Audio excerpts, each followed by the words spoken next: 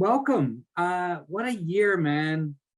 You know, it's funny that this last year of COVID, and I don't want to go into, like, I mean, everybody's had their struggles and their problems. I'm somebody that tends to try and see uh kind of like silver linings, and thank God I can have a bit of a silver lining, because so far uh I nobody I really love has been very sick or passed away. So just to say that, and if anybody there who has had something like this, I'm sorry to negate that. Well, I'm not negating it, but I just to have a positive outlook. I understand that other people are like, oh my God, I can't.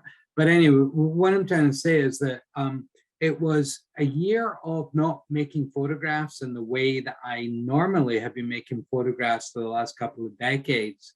And I actually learned more about photography in the last year than I've learned in the last 10 years by almost not working in a way that I'm used to working. So that's been really interesting. And, I think that what I said I wanted to talk about is Natalie just reminded me, but like, how to see people. And, that's something that's something that my whole career I've tried to work on, is that, you have this few minutes or an hour with somebody that you've never met before. And for me, a lot of the time, it's somebody who you know from something else, like you've seen them on TV, or you've seen them making speeches, or you've seen them performing as athletes, or whatever in movies. So you feel that you know them because you've seen them work, but then you get in there and you realize that that's not the person. And then how do you make that? How do you make that? Can you say, okay, I know that you're Bradley Cooper, and I've seen this, and but wait, I want to see Bradley Cooper as the person.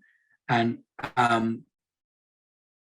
I think what I've been doing over the last decade or so is really trying to separate that, and having no expectation from reputation, and just going in there and trying to see this person as a human being that you're meeting for the first time or second time or whatever. So over the last year, I just obviously 18 months, I have not been 15, 20 inches away from a lot of the people that I usually photograph, because obviously nobody wants me on their face or a camera in their face. So really, really, really, truly struggled with how do I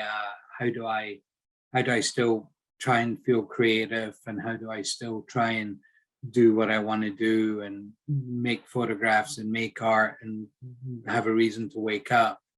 And one of the things that kind of happened, which was weird, was I started to photograph a little bit of my family a little more, because there were people that were around me. I have a kid that's 7, and I've never really made him the subject of all my photography. I take a snapshot here and there with my phone, but we had a couple of family events where maybe 8 or 9 of us got together, and I know all these people intimately.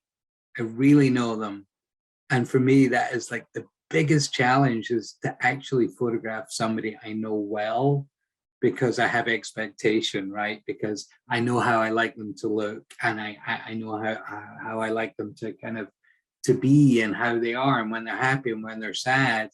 But to take this person and to practice photographing them as not how I see them, but to try and make them feel a little bit more how they would like to be seen, was really challenging. And it really taught me a ton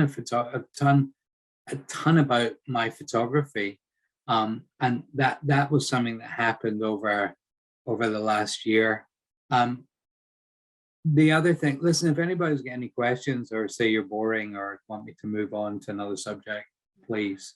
But what that's taught me is really about giving people a little more space, and a little more room to breathe.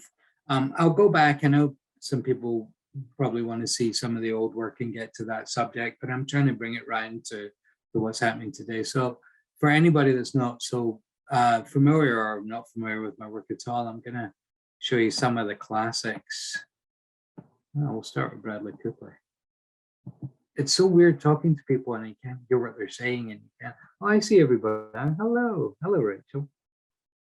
Oh, hello.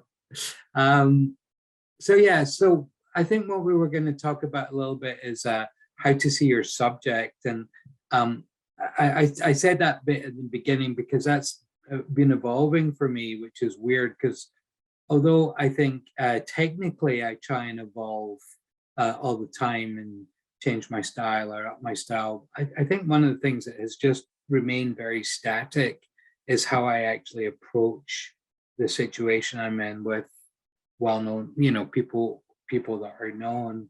And it's been really interesting. I think this is the point I've been trying to get to. Although I haven't had a ton of practice on changing my lighting techniques and tweaking and whatever, but my approach to human beings has changed a lot over the last year. And who knows how that will go in the future, but that was definitely a change. So my usual approach with somebody is, like for instance, in this situation, I know that, Bradley Cooper doesn't particularly want to be there. I know I have a finite amount of time to make a portrait, to make everybody happy.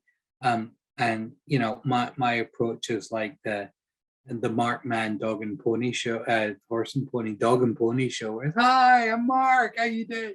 Wow, you look great. That kind of like exude my overconfidence and, yeah, wow, everything's great, and talk, and hold the camera up and talk, and get all this range of reactions. And then, like for this shot, I knew that I wanted something like this, so I would say, okay, just give me your best 1,000-yard stare into the camera.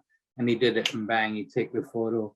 But it's this kind of, I feel very much like when I'm working like this, is very much like I'm a performer, and I'm making this performance to get something to happen.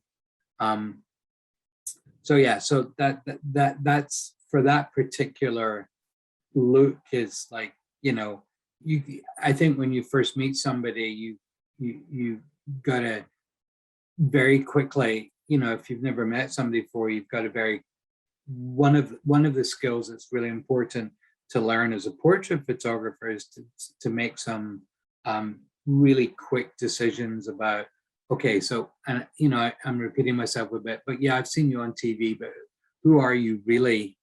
And I think just practicing that, and okay, making a decision. All right, this guy's cool. Oh wait, this guy's in a bad mood today. Oh wait, this guy's so not focused on where he is, or this woman's, they want to be anywhere else but here. And making these kind of like DNA scans super quick and go, okay, this person, let's say this person doesn't want to be here. I've got 5 minutes to make this an enjoyable experience. How do I do that? So part of the process. What else we got here? Let's see. Oh, don't want to make you bigger. Don't like that one, don't like that one, don't like that one. Oh yeah, so someday like something like this, is another thing of, if you have somebody comfortable and you've been complimentary and you look great and this is great and oh man, we got it now, let's try something fun. I mean, I never said wink or anything, but she was so comfortable in like this situation, and obviously she's very comfortable in herself, but she's super comfortable in this situation. She just did this wink, and you get that kind of 1 second where that happens, and you just got to get it right. And that's part of, once again, this kind of this dog and pony show of like, hey, how are you? It's exhausting, man. It's like that energy. Trevor Noah is, another situation where, I kind of know my light and I kind of know what I want. And I wanted to use this blue background in this, but I don't really want to talk about these shots, about everything, but I will. for this. I I wanted to use this blue background, and I loved it, and I start photographing on it. I think, God, this just looks like some weird sky, and that's not what I thought it would look like. So, I've got a couple of minutes to make a decision. Okay, what can I do here to kind of make this work? It's like, hey, Mr. Noah, any chance you could just look up at the ceiling for a minute, or whatever, and look up snap, and then all of a sudden it's like looking up in the sky, and it's all relevant. And I think this is part of why practicing making portraits, and the communication between you and your subject, whatever that is, if it's quiet communication where you're both in a really nice quiet place and people are feeling comfortable, and but the practicing being with somebody and talking and coaxing them into a comfortable place where you can make a suggestion like, hey, can you just look up at the ceiling, and they don't think, what the heck is this guy asking me to do? I think is the most important thing, because your lighting and your technical ability, you can practice that on a balloon head with a draw a face on a balloon head and practice that. But I think what starts when you start to be able to really see people is when you can just put all the technical rubbish out your head, and your f-stop and your shutter speed and where your light's at and everything else that's going on, and you can just have that conversation with another human being. And I think that is what turns a photograph into a portrait, when there's that communication. Anybody got any questions? I see stuff in the chat. Should I be looking at that, Natalie? No, nobody's saying it on. You're muted. It was just me from earlier. Okay, yeah, so just keep good. going. Mm-hmm. Keep going. All right. Okay. Hang on. Let me do this. I'm such a technical. Ooh. There we go. I have my coffee. Long story.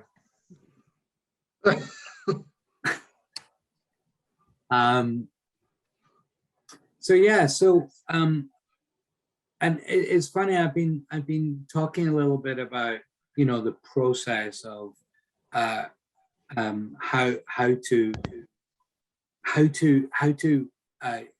communicate with your subject, or I've been talking about this for a little while, and it kind of came about because all of a sudden, I suppose all of a sudden people started, I don't know, I'd never really been asked about, oh, what's your process? So I'd never really thought about what my process is. You just do what you do. It's like you get dressed, you put your socks on. It's kind of hard to describe to somebody how you put your socks on, but you do it in a certain way. Like, well, you go to the drawer, So when people started to ask, I suppose a few years ago, when anybody was taking notice of me as a photographer, oh, how do you do what you do? I have no idea. But when you're asked again and again, you start to really think about it. And the problem with really thinking about it is that then you start, oh, here's my stock answer. I do this, I do that, I do this. And then what happens when you go on a shoot or you go to work, you're like, oh yeah, I do this, I do that, I do that. Because you've kind of said it out loud. So that's what you do. And that's what I was saying about earlier with this 18 months of not of being incredibly busy, but being forced to do something different or think in different ways. It's like, oh, I don't have to do that just because I've said that that's what I do. And I'll get on to that in a little bit. Let me read these. Yeah, we have two questions if you want to see them. Remember me, how do you end you up? What do you mean, Alicia? All right, let's Laura. How much does technical knowledge contribute towards good photo, or is it more important to go with your gut instinct relationship with your subject? That's a perfect question for me. And I think I touched on it earlier. It's like, I get so frustrated sometimes on a set. Like, let's say we're we're on a set and I've got this really, let's say we're doing an actor or an actress, and they're doing all their poses, and their makeup artist is there, and their hairstylist is there, and then you're all of a sudden you get a conversation going, and they're doing their thing, and this makeup artist or hair person just going in and starts like fixing their hair, and the moment is lost. It's like, oh my God, we lost a fantastic moment there because you think that this little piece of hair that's out of place is more this little a piece of hair that's out of place is more important than that moment. So I would say the most important thing is making the photograph. Listen, you want it to be in focus, so you want it to be beautifully composed, you want it to be all these technical things, but genuinely I think that the most important thing is taking the picture. What's better, no picture or bad picture? So in answer to your question, definitely I believe that getting the photo is more important than worrying about the technical. I think also I don't want to negate the technical. Learn your technical. That's something you can study at night or study from a book or study anywhere you like. Learn your technical. Have the technical be like putting on your socks or putting your shirt on or whatever. Have that in place so you don't have to worry about it when you're talking to your subject. So let's go here. Up becoming self. How did you break in?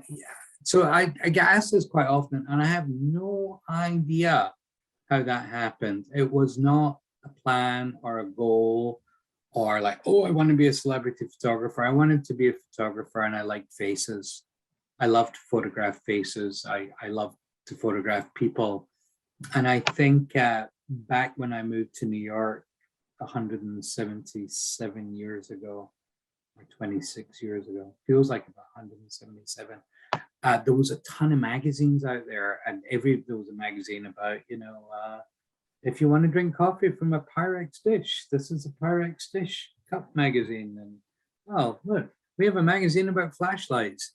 So there was a ton of like print magazines out there, and they all needed content, and they all kind of paid photographers. I mean, badly, but they all paid photographers to go out and have hey, I use this flashlight. So I think I was very fortunate at that time to be able to like, oh, I'm going to go photograph a guy who invents flashlights for all these different publications. And then I think who was my first celebrity photograph in New York? Oh God. I genuinely can't. Oh, I do know. So I went to see a magazine called Manhattan File, which was kind of a magazine that was around back in that time. And it was like a magazine that if you stayed in a Manhattan hotel, I mean, it was on the coffee table in the hotel, like what to do, like a kind of luxury thing. And they were doing a feature on Bret Easton Ellis, the writer. And for some reason, I went in like complete luck to see the photo editor and show them my portfolio. And for some reason, luckily, she had a commission, and she goes, "Oh, I'll give that guy a go." So I photographed Bret Easton Ellis, and I did a reasonable job. I don't think it was memorable, but it was a reasonable job. And then the next month, they thought, oh, let's do another author. So they did Jay McInerney. Jay McInerney? Yeah, Americans. What was it? Anyway, we said, oh, we'll do another author. Oh, we did an author. Let's make it a kind of a series.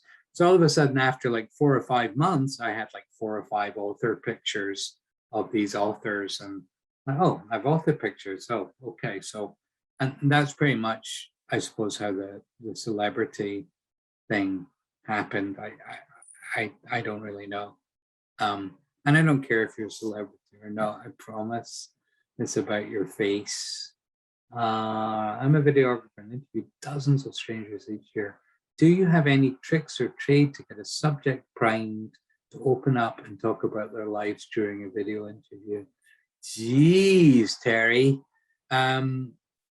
So I don't know if everyone can see that question. It's a really, really good question. Tips and tricks. I think that the only way to do that is to be authentic. Now, I'm not saying you can't kind of turn on your, like, whatever you have to do and be a little more authentic. Such a thing as be authentic, but be more authentic. Be authentic. You know, if I was coming to photograph you, Terry, I would do a little bit of research. See if I'm not talking about like a deep dive, but find out a little bit who you are, where you were born, if I can, you know. And then I find that if you ask people questions about things that interest them, then I think that leads to conversation. And I think it's all about conversation. And I think the biggest thing is you have to have that person trust you, right? Because if they don't trust you, what are they going to tell you? And it's really, really difficult. And that's what I'm saying about the skill of practicing communication is you have to make this person trust you. And the best way to make somebody trust you is to be authentic and don't lie to them. You know, tell them the truth. Maybe give something of you up. I'm not talking about like personal experiences, but you know, I remember I was photographing Reese Witherspoon once, and she genuinely didn't want to be there. I mean, she had a billion things to do. She'd agreed to this magazine shoot, the right makeup artist. She was just pissed. Not my fault, but she was not happy that day. I thought, oh, this is going to be tough. And I was waiting for her to have final touches, and you know, I'm sitting on, and I think my wife FaceTimed me. I was in LA, and my kid wanted to say goodnight. It was like 3 or 4 at the time, and I'm going, good night, darling. And I'm not acting. I'm like talking to my kid. And I think out of the corner of her eye, she goes, okay, this guy's a dad. He's a human being. I don't have to be. So she goes, oh, how old's your kid? Oh, he's, you know, this age. I said, how old are your kids? What are they doing right now?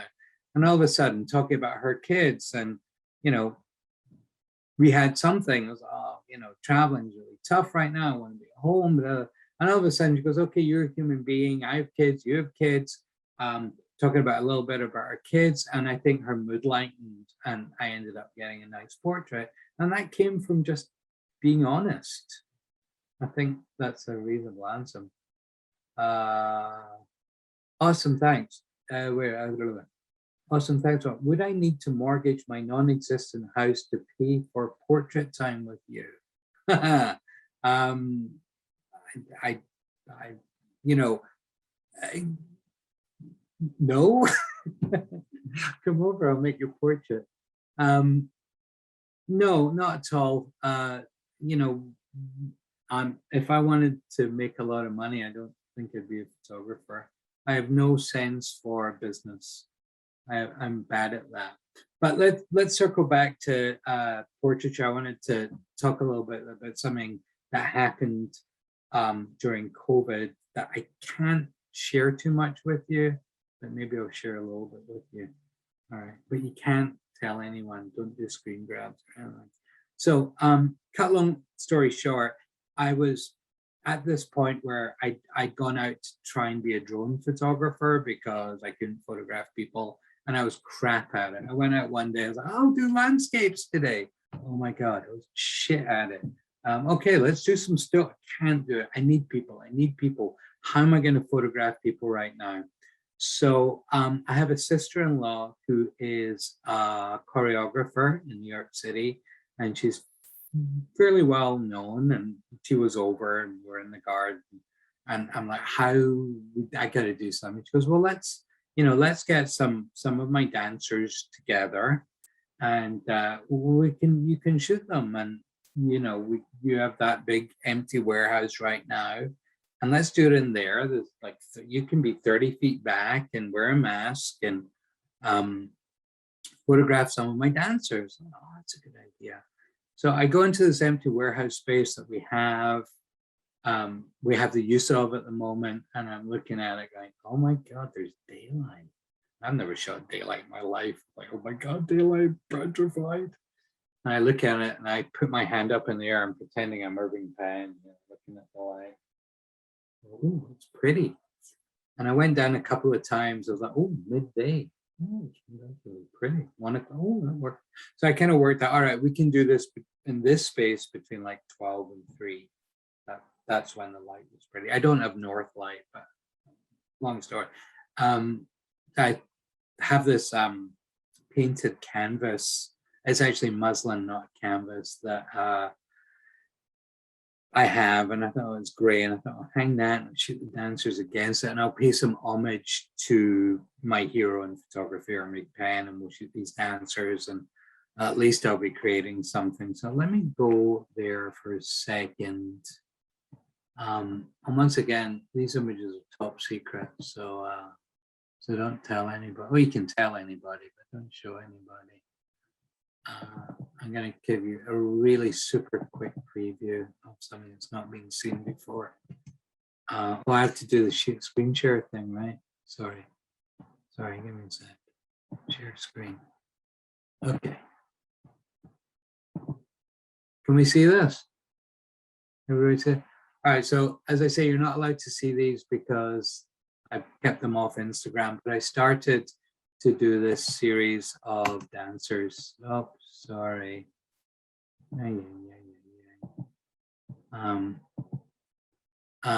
And basically,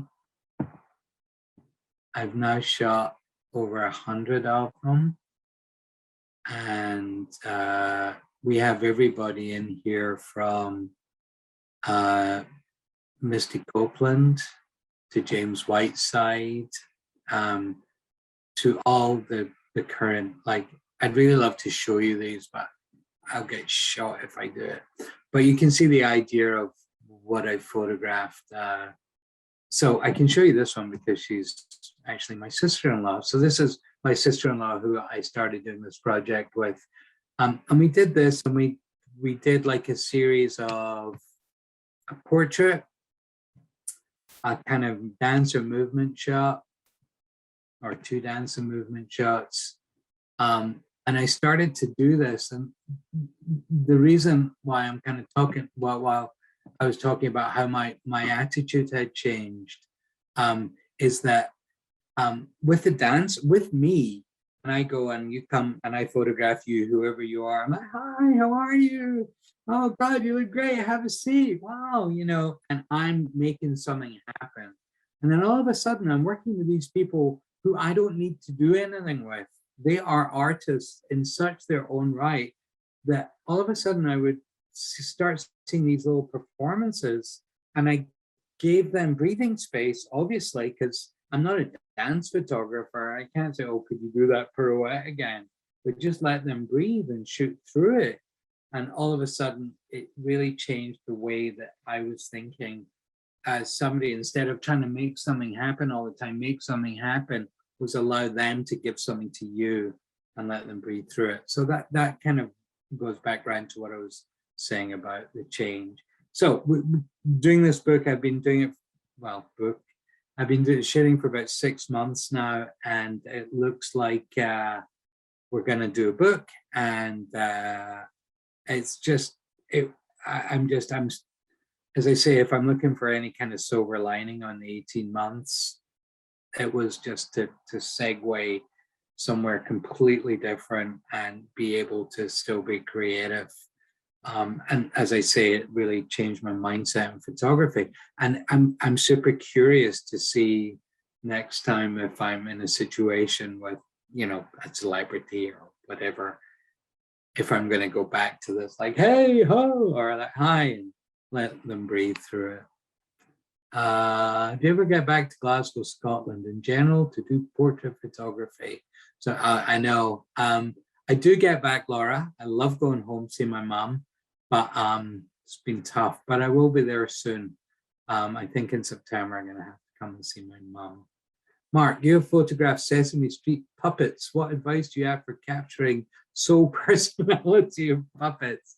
Man, it's so funny you say that, right? Because I went on set to Sesame Street. I went to Sesame Street to photograph the puppets. The puppets or Sesame Street were being honored for the Kennedy Awards, and the magazine or the Washington Times magazine or Washington Post Sunday magazine wanted to dress them all up in kind of evening wear, to go to be honored at the Kennedy Awards. So it was incredibly specific. It's really interesting because the puppets are armatures, so that they have specific photo shoot puppets that are made with like bendy metal so they can position them. But the creative director or the puppet stylist works in such a way as like, Mark, I need you to set your camera up on a tripod, and I need you to give me your frame, and then I will point the puppets' heads, because obviously their pupils don't move, and I will position their heads so they're looking how I want to look into camera. I'm like, okay. He said, you can tell me if you want their arms up or arms down or doing something different, but it's really important that you don't move, because when I have their head right there, that's how I want them looking at camera. Okay. I wish I could. I'm not going to be able to find that photo super fast, or maybe I'm not going to waste time finding it. If Sesame Street, Mark Mann, I'm sure you'll find it. So yeah, that's a good question. Let's go back to, anybody got any other questions while I'm here? Or I'm just going to go back to some other portraits and tell you a couple of nice portrait stories. I'm just looking for them now. I'm sorry. I'll be with you I'll be back with you in a second. I'm so prepared, right? Okay, so let me share this.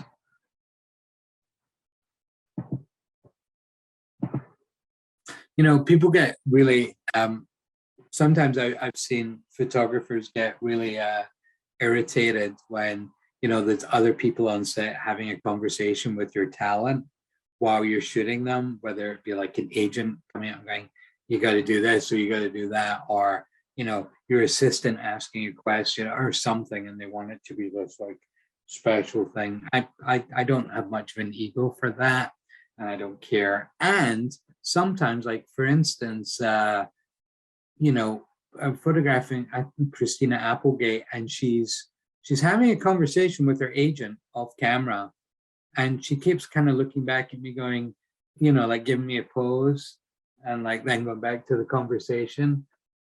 And I'm not, every time she looks back at me, I'm not taking a photograph of her, because the photographs are coming when the expression and the look that she's giving her agent in this conversation are so much better than anything I'm getting. Right. So, that's the situation. That's what's happening. Go with it. And then I get this photo. The agent doesn't get any photo for the credit for the photo. I get all the credit. I look great. I look like I made something beautiful happen, but I haven't. So, another thing about making portraits, and the title is like how to really see people, is that I could have like, hey, can everybody be quiet here? I need Christina's attention. Oh, can you step away?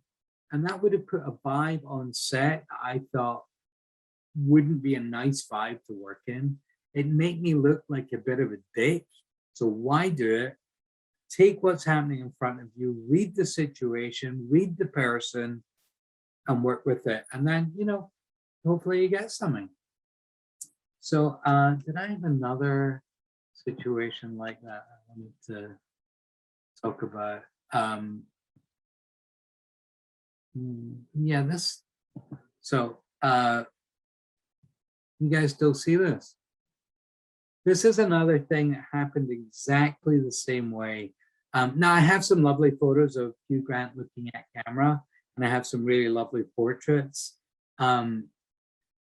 But once again, this was, I'm shooting and we're talking, and I can't remember who he was talking to, maybe his publicist or somebody, but here there was a couple of times that he's looking at me and then looking back up to answer a question or to listen what somebody else was saying on set. And instead of being distracted and annoyed by it, sorry, that's really weird. What's happening here? Being distracted by it and annoyed by it and irritated by it, I make a comment like, "Oh, Hugh, you look much better when you're looking away from camera. Talk to them again." And that happens, and you go with it, and then all of a sudden, if I hadn't said that he's talking to somebody else, hopefully I would want you to think, "Oh, it's just a pretty portrait where he's caught this moment." So yeah, again, going back to that situation where you're kind of let what happens on set, and don't try and micromanage it, and read the situation and try and see what's happening within that person. If you see that person, for instance, starting to get like uncomfortable, if sometimes you ask people to say, "Okay, just relax," and you're taking pictures and nothing's changing, then say, "Hey, that's beautiful. Let's just move a little to," and encouraging people and reading it, and reading that person and really trying to make them as comfortable and trust you as much as possible. Then I think that's what starts to turn your photographs into portraits. And the whole idea is to try and make a portrait. I've made it. Oh yeah, so this is a situation, and I go to this photograph quite a lot. This is when I say that the photo gods completely align. Okay, so for me, the photo gods is everything we've talked about, is like the light, the composition, the fact that I might even be slightly in focus, the situation, the composition of the photo gods. And sometimes, you have everything right. You have your light right. You have your composition exactly how you want it. You have your subject, and they're a great subject, whoever they may be. And for some reason, something happens between you and them, and you press that shutter at that microsecond of when that's happening, and you capture what you want. And I mean, honestly, I think like 3 times in my life I can say that, wow, that, and this one of Robin Williams was that. And, it came from, once again, like, he's Robin Williams, he's a performer, he can do whatever he wants to do. But I know that this isn't a thing that happened, and I actually made him smile by doing like, being Scottish and doing like My Scottish Mrs. Doubtfire, like, and banter was great, and I knew he was genuinely amused at my attempts to imitate, to do impression of him. He was genuinely amused by it, and I think I said some Scottish joke that was, Laura, you'll appreciate this. I can't remember what I said, but something very Glasgow. And he just went, and I managed to get the shutter clicked. Now, what's hard about that is that where practice comes in is that I didn't want to be taking photos. I wanted to be chatting with Robin Williams. I wanted to be having this hanging out time with Robin Williams. I mean, I don't want to be taking photos and ruining this time. I want to be hanging out, like, breathing in his genius for that few minutes. And sometimes I have to remind myself, oh dear, somebody needs photos, I better work. And that's what, the practice is over the years, to be able to kind of enjoy the moment, genuinely enjoy the authenticity, keep the banter up, or keep the conversation up, or keep the connection up, and also to be able to take photos through it. It's another reason why I don't love using strobe. I use a lot of constant light because I don't like the person to get into a rhythm of like strobe and the strobe and the strobe. I like to be able to just take a picture and then and you know, my camera is reasonably quiet, so it's not this expected thing. And I think for me that helps. And if any of you use a lot of strobe, which obviously has amazing uses and purposes, you should maybe try without strobe because it helps you with that practice of communication. What else I want to talk about? Anybody want to hear anything else? What can I how do you, I have to ask, how was Chadwick Boseman? Was he as delightful as he seemed? How were you inspired to use paint? I think if anybody's heard me talk about anything before, I say the same shit all the time. So I apologize if you've already heard it. And also, as I say, this last year and a half has been like, oh, look at my, I've done a whole ton of new celebrity work. I haven't. So I'm kind of relying on some of the older work and repeating some of the same crap. So I apologize. But Chadwick Boseman is a really interesting one because when I photographed him, he knew he was sick. We didn't know, nobody knew. And, when I came away from that shoot, I remember talking to, I think my creative director, or whoever it was, saying, wow, have you ever felt that energy from another human being? I mean, he was just so, not like, it wasn't like intense. It was just, I got to do it and I want to do it all. And if you've got an idea, let's go for it.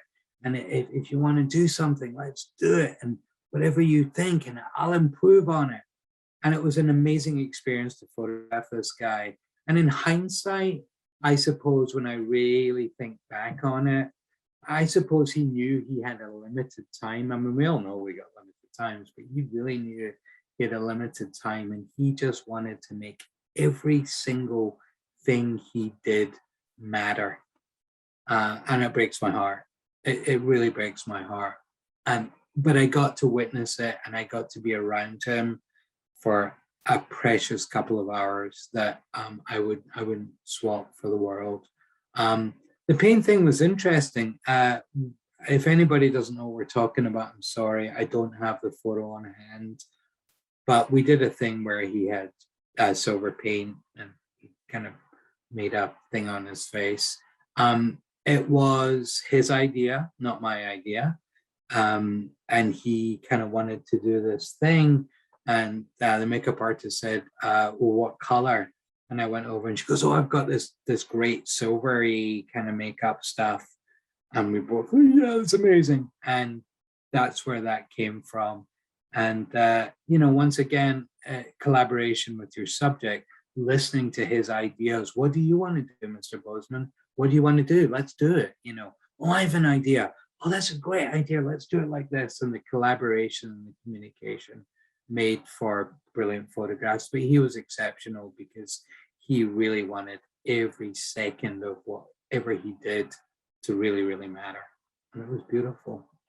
I just want to let you know that we have about 5 minutes left. But also, if you want to put your contact information, because I know we still have a couple more questions, you can do it in the chat too. How do I'm sorry guys, if I miss anyone, I'm really sorry. God, where am I? Chadwick Boseman. Okay, how do you desensitize the subject from the click of the camera? I find that starting to shoot garbage shots as high-speed frames desensitizes is brilliant. Particularly when taking pictures of people in meeting where you want to be invisible. What's your trick? I'm looking